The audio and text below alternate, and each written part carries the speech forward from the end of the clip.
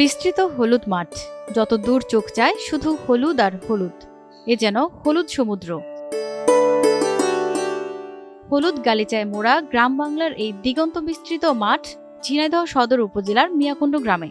হলুদ রঙের পাশাপাশি সরিষা ফুলের গন্ধ মাতিয়ে তুলেছে পুরো এলাকা। রং আর সুবাসে প্রকৃতি সেজেছে অপরূপ সৌন্দর্যের নান্দনিক রূপে।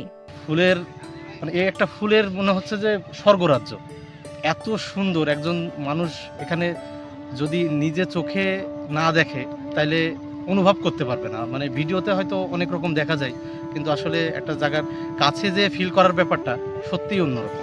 মিয়াকুণ্ড গ্রামের মতোই ঝিনাইদহের ৬টি উপজেলার বিভিন্ন গ্রামের মাঠে এবার কৃষি বিভাগের লক্ষ্যমাত্রার চেয়ে বেশি জমিতে সরিষার আবাদ হয়েছে। সরিষা ফুলে ফুলে ভরে গেছে বিভিন্ন উপজেলার মাঠ। সেই সাথে মৌমাছির গুঞ্জনে মুখরিত হয়ে উঠেছে পুরো এলাকা। প্রতিদিন বিকেলে সরিষা ক্ষেতগুলোতে আসছেন বিভিন্ন স্থানের মানুষ।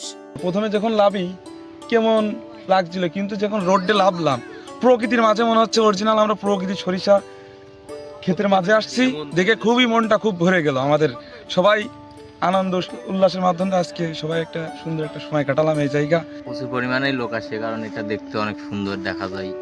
সৌন্দর্য, বিকালে পরিবেশটা ভালো। তারপরেও ফাঁকা মাঠ, কোথাও কোনো গাছপালা নেই, সবখানেই সরিষা। আর আমাদের মাঠে এত পরিমাণ সরিষা আবাদ করার কারণ আমাদের এলাকায় মনে করেন যে এটা খুব ভালোভাবে হয়। ঝিনাইদহ কৃষি সম্প্রসারণ বিভাগের তথ্য মতে এবছর জেলার ৬ উপজেলায় ১৩,২২৯ হেক্টর জমিতে ১৯,২35 টন সরিষার উৎপাদন লক্ষ্যমাত্রা ধরা হয়েছে। আবহাওয়া অনুকূলে থাকা আর কৃষি বিভাগের প্রণোদনা দেওয়ায় এবার আবাদ বেশি হয়েছে।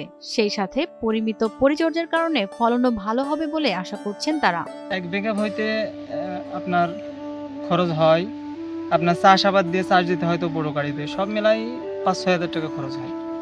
আর এখানে আমাদের বিঘে প্রতি দেখা যাচ্ছে ১২ মণ সরিষা এবং ১০ মণ সরিষা হয়। সরিষা আমরা কমপক্ষে ২৫০০ করে এক বিক্রি করতে পারি, এক মণ ২৫০০ করে। সরিষা চাষিরা বলছেন উৎপাদনে বিঘা প্রতি ৫,০০০ টাকা খরচ হলেও ২৫ থেকে ২৭,০০০ টাকা পর্যন্ত উপার্জন সম্ভব। সেই সাথে নিয়মিত পরিচর্যায় ফলনও ভালো হবে, এমনটাই আশা স্থানীয়দের।